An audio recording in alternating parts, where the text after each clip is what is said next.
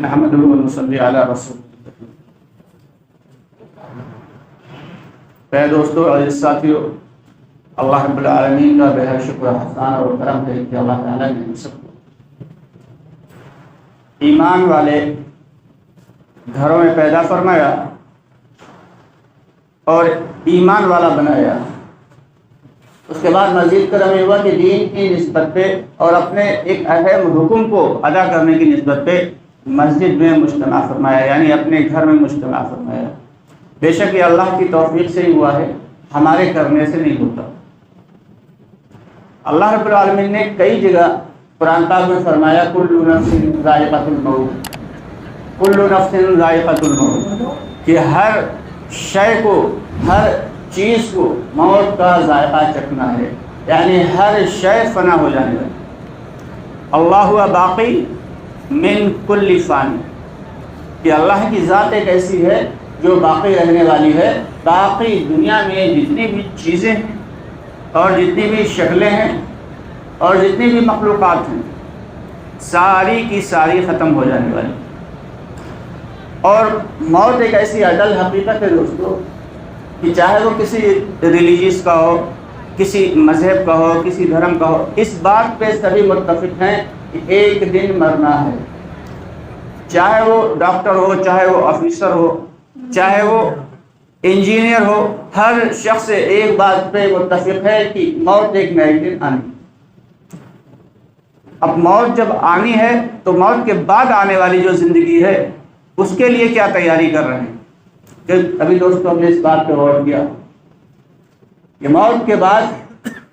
نہ تو مال کام آئے گا، نہ اہل و عیال کام آئیں گے، نہ رشتہ دار کام آئیں گے، نہ دوست احباب کام آئیں گے، صرف اور صرف اعمال کام آئیں گے۔ کہ جیسے یہاں ہم اعمال کر کے گئے ہیں ویسے ہی ہمارا وہاں فیصلہ ہوگا۔ تو سب سے بڑی چیز تو یہ ہے کہ ہم یہ غور کریں کہ ہم کیا وہ اعمال کر رہے ہیں جن سے ہمارا رب راضی ہوتا ہے، اور کیا ہم ایسے اعمال کر رہے ہیں جو ہمارا خاتمہ بالخیر ہوگا، ایمان پہ ہوگا۔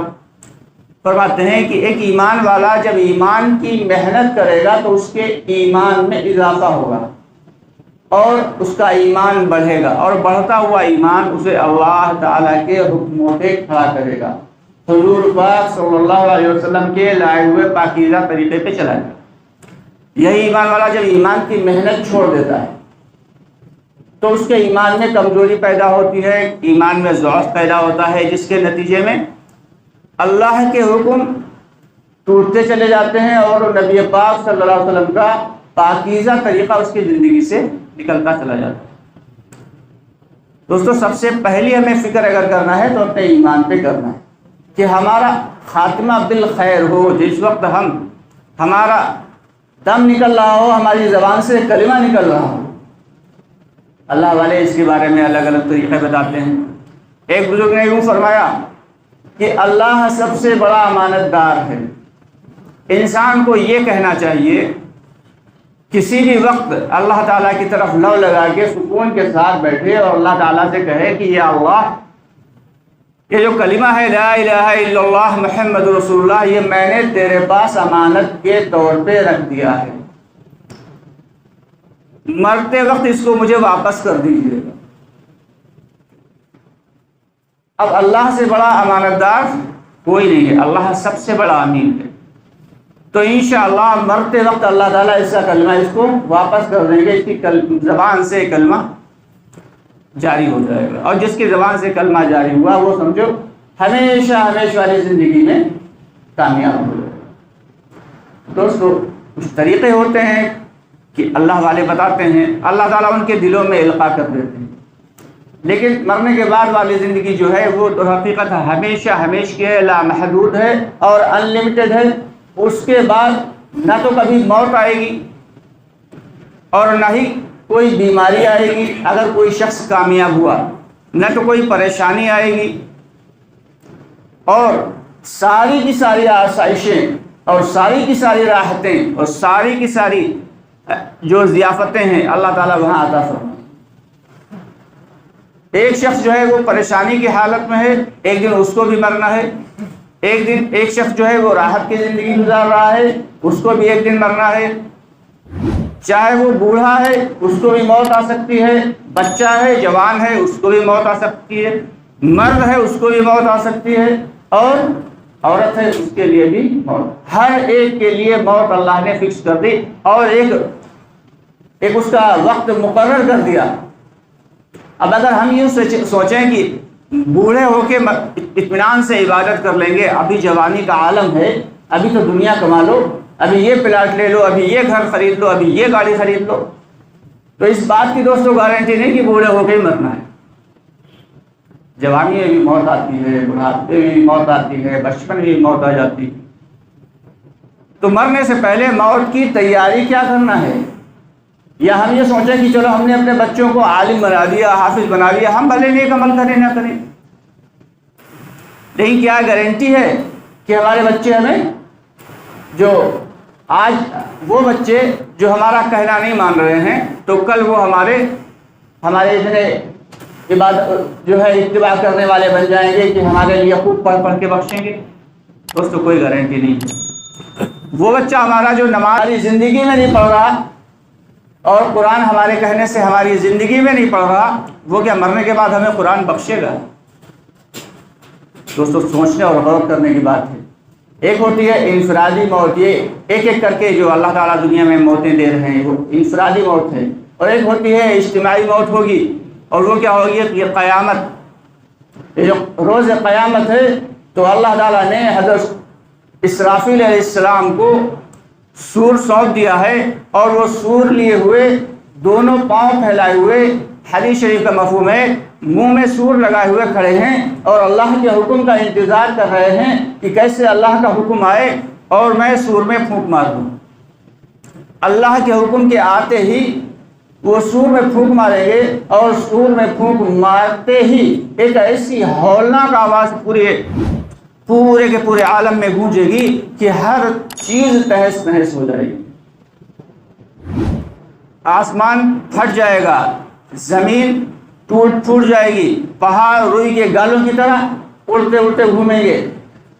سورج ٹکڑے ٹکڑے ہو جائے گا، چاند ریزہ ریزہ ہو جائے گا، ستارے ان کی روشنی ختم ہو جائے گی اور یہ بکھر جائیں گے، انسان جیسے جس حال میں بھی ہوں گے سارے کے سارے فوراً مر جائیں گے، یہاں تک کہ جنات بھی مر جائیں گے، یہاں تک کہ دوسری مخلوقات چاہے وہ جنگل میں ہو، چاہے وہ دریاؤں میں ہو، چاہے وہ سمندروں میں ہو، ساری کی ساری مخلوقات ختم ہو جائے گی، مر جائے گی۔ اور پھر اللہ تعالیٰ حکم دیں گے فرشتوں کو کہ فرشتوں انسان مر گئے، جنات مر گئے، دوسری مخلوقات مر گئی، اب تم بھی مر جاؤ۔ چنانچہ جتنے بھی فرشتے عام فرشتے ہیں، پہلے آسمان کے، دوسرے آسمان کے، تیسرے آسمان کے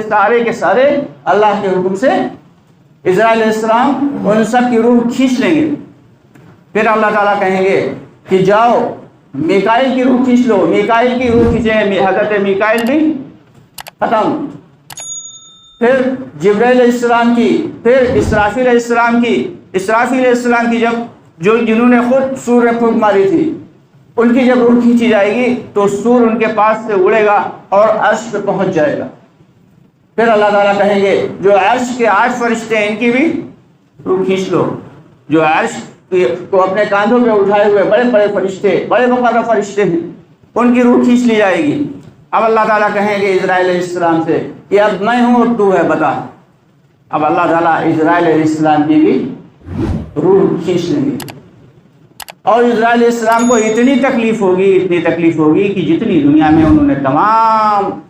لوگوں کی روح کھینچی تھی ان کو تکلیف ہوئی تھی، اتنی تکلیف، یہاں تک کہ شیطان، انسان، جنات، فرشتے، ساری کی ساری مخلوقات سب ختم۔ اللہ تعالیٰ حدیث شریف میں آتا ہے جس کا مفہوم ہے اللہ تعالیٰ آسمان کو اپنے ہاتھ میں کپڑے کی طرح لپیٹ لیں گے، زمین کو چٹائی کی طرح سمیٹ دیں گے، اور کہیں گے کہاں ہے وہ دنیا والے، کہاں ہے وہ بادشاہ جو اپنے آپ کو بادشاہ کہا کرتے تھے؟ آج سارے کے سارے بادشاہ ختم، اللہ ہوا باقی من کل فانی کی اللہ کی ذات ہے، اور اس کے علاوہ دنیا میں پھر کچھ بھی نہیں بچے گا، ساری کی ساری دنیا کی چیزیں، دنیا کی ساری مخلوقات کو اس کو ختم. پھر کافی عرصہ گزر جائے گا، اللہ کو صحیح علم ہے، شاید ہزاروں سال یا شاید سینکڑوں سال گزر جائیں گے، دنیا میں کچھ بھی نہیں ہوگا. اس کے بعد پھر اللہ کی جانب سے ایک ہلکی سی شبنم جیسی، اوس جیسی بارش کی پہاڑ گرائی جائے گی، اور اس بارش کی پہاڑ کے ذریعے لوگوں کی جو ہے قبریں کھلیں گی. پھر اللہ تعالیٰ حکم دیں گے اسرافیل علیہ السلام کو، اور وہ زندہ ہو جائیں گے. پھر اللہ تعالیٰ اوپر سے فرش جو ہے بھیج دیں گے عرش پر سے سور، اور اسی سور میں جس سور میں اسرافیل علیہ السلام نے پھونک ماری تھی اور سارے کے سارا مخلوقات ختم ہو گئی تھی، اسی سور میں جب دوبارہ پھونک ماریں گے تو اللہ کے حکم سے کیا ہوگا، ساری کی ساری مخلوقات پھر زندہ ہوگی.